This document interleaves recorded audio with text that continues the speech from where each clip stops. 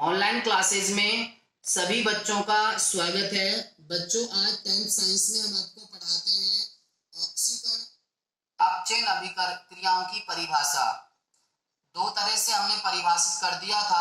आज तीसरा पॉइंट पढ़ाते हैं विद्युत धनी तत्व के संयोग एवं वियोजन के आधार पर ऑक्सीकरण अपचयन अभिक्रिया की परिभाषा। तो पहला पढ़ाते हैं बच्चों हम ऑक्सीकरण।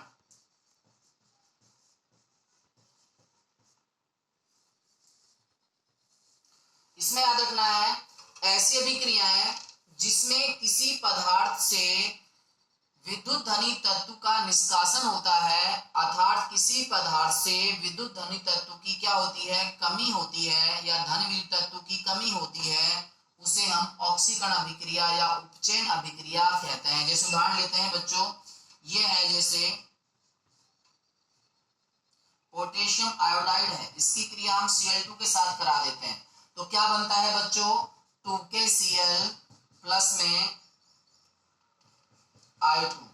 तो देख रहे हो उसमें पोटेशियम पहले आयोडीन के साथ जुड़ी हुई थी, लेकिन अब इसकी क्या हो गई है, इस आयोडीन से क्या हो गई है, कमी हो गई है।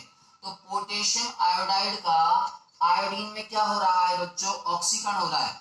इसी तरह से हम और उदाहरण ले सकते हैं, जैसे ये है H2S हाइड्रोजन सल्फाइड, इसकी क्रिया हमने Cl2 के साथ कराई तो क्या बना, 2HCl प्लस में 2 सल्फर 2S। तो आप देख रहे हो हाइड्रोजन पहले सल्फर के साथ जुड़ा हुआ था, लेकिन अब इसमें से क्या हो गई है, कमी हो गई है। तो हाइड्रोजन सल्फाइड H2S का सल्फर में क्या हो रहा है, ऑक्सीकरण हो रहा है। उसके बाद बच्चों क्या है, अपचयन अभिक्रिया। ध्यान रखना है ऐसी अभिक्रियाएं जिसमें किसी पदार्थ के साथ विद्युत धनी तत्व का संयोग होता है, विद्युत धनी तत्व जुड़ता है, उसे हम कहते हैं अपचयन अभिक्रिया।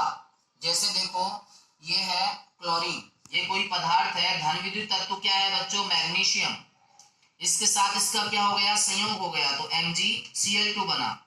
तो जब किसी पदार्थ के साथ धन विद्युत तत्व का क्या होता है, संयोग होता है, तो उसका अपचयन होता है। ठीक है बच्चों।